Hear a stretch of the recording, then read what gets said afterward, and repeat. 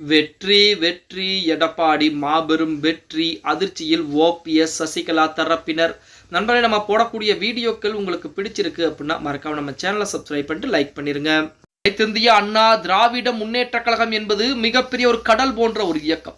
அந்த இயக்கத்தை அழிக்க நினைத்து, அந்த இயக்கத்தை தன்னுடைய கட்டுப்பாட்டிலே வைக்க நினைத்து, தன்னுடைய குடும்ப கட்சியாக தன் மூலமாக அதிமுகவை அடமானம் வைக்க நினைத்தவர்கள் பூரா அதிமுகவிலிருந்து வெளியேற்றப்பட்டு தற்சமயம் அதிமுக ஒன்றிணைய வேண்டும் என துடித்துக் கொண்டிருக்கிறார்கள். அனைவரும் சேர்ந்துமே எடப்பாடி பழனிசாமியை ஒன்றுமே செய்ய முடியல அப்படிங்கிறது எடப்பாடிக்கு மிகப்பெரிய வெற்றியாகத்தான் அதிமுக தொண்டர்கள் கருதிக்கிட்டு இருக்காங்க அப்படின்னே சொல்லலாம். அதாவது ஓபிஎஸ் சசிகலா டிடி தினகரன் கூட அதிமுக அம்மா நம்ம ஜெயலலிதா அம்மையார் இருக்கக்கூடிய அந்த சமயத்தில் கூட டிடி தினகரனை ஒதுக்கி வைத்திருந்தார். சசிகலா அம்மையாரும் அதே போல ஜெயலலிதா இருக்கக்கூடிய சமயத்திலே சசிகலா அம்மையாரும் நமது ஓபிஎஸும் மிகப்பெரிய ஒரு நபராக கருதப்பட்டவர். அதிமுகவுடைய முன்னாள் முதலமைச்சர், அதிமுகவிலே முக்கியமான பொறுப்புகள் சசிகலா அதிமுகவுடைய பொதுச் செயலராக கூட இருந்திருக்கிறார்.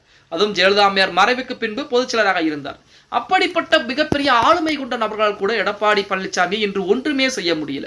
அதாவது எடப்பாடி பழனிசாமி தொண்டர்களுக்கு முக்கியத்துவம் கொடுக்க ஆரம்பித்தார். அவர்களைப் போல குடும்ப கட்சியாகவோ அல்லது மற்றொரு கட்சியுடைய பேச்சை கேட்டுக்கொண்டு அதிமுகவை அடமானம் வைக்கக்கூடிய வேலையோ இதுவரைக்கும் பார்க்க கிடையாது.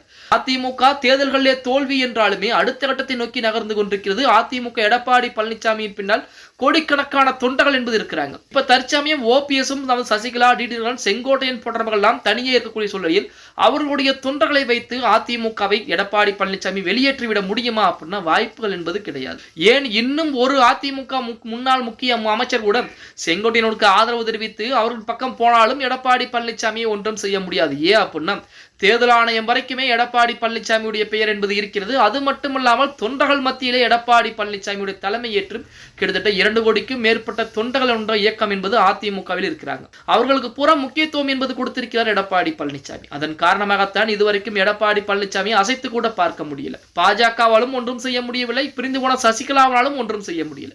ஒருவேளை சசிகலாவின் கையில் மட்டும் அதிமுக இருந்திருந்தால் என்ன நடந்திருக்கும் அப்படின்னா, அவருடைய குடும்ப கட்சியாக திமுக எப்படி இருக்கிறதோ அதே போல் குடும்ப கட்சியாக அதிமுக மாற்றம் செய்யப்பட்டிருக்கும் அப்படின்னா அதுக்கு மாற்றுக்கிறது என்பது கிடையாது. ஓபிஎஸ்ஸின் தலைமையின் கீழ் அதிமுக இருந்திருந்தால் எப்பொழுதோ பாஜகவுடன் இணைத்திருப்பார் அதிமுகவை. இந்நேரம் அதிமுக ஒன்றுமில்லாமல் சிதறி கடந்திருக்கும் அப்படின்னு கூட சொல்லலாம். எடப்பாடி பழனிசாமி அப்படிங்கிற மிகப்பெரிய ஒரு மனிதர் இருக்கக்கூடிய சூழலில் தான் அதிமுக அடுத்த கட்டத்தை நோக்கி சென்று கொண்டிருக்கிறது. மக்களிடத்திலே இழந்து போன அந்த செல்வாக்கை மீண்டும் பெற்றுக் கொண்டிருக்கிறது அப்படின்னு கூட சொல்லலாம். அது பொறுக்காத நபர்கள் தான் மறுபடியும் அதிமுக வரக்கிறாங்க. அதாவது இப்ப சசிகலாவோ ஓபிஎஸோ சுயேட்சையாக ஒரு சின்னத்தில் நின்று ஜெயிக்கிறதை விட அதிமுக அப்படிங்கிற கட்சியின் மூலம் நின்று ஜெயிப்பதற்கு எவ்வளவோ மதிப்பு மரியாதை என்பது இருக்கிறது. இப்பொழுது உள்ளே வந்தால் 2026 வரைக்கும் எந்த ஒரு பிரச்சனையும் செய்யாமல் தேர்தல் முடிந்த பின்பு எடப்பாடி பழனிசாமியை கலட்டிவிட்டு அந்த இடத்திலே நாம் இருந்து கொள்ளலாம் அப்படிங்கிற மாதிரி தான் அவங்க நினைச்சுக்கணும். அதுவே எடப்பாடி பழனிசாமிக்கு மிகப்பெரிய ஒரு வெற்றிகளாகத்தான் அமைந்து கொண்டிருக்கிறது அப்படின்னு கூட சொல்லலாம். ஓகே கைஸ், வீடியோ பிடிச்சிருந்தா மறக்காம லைக் பண்ணிருங்க.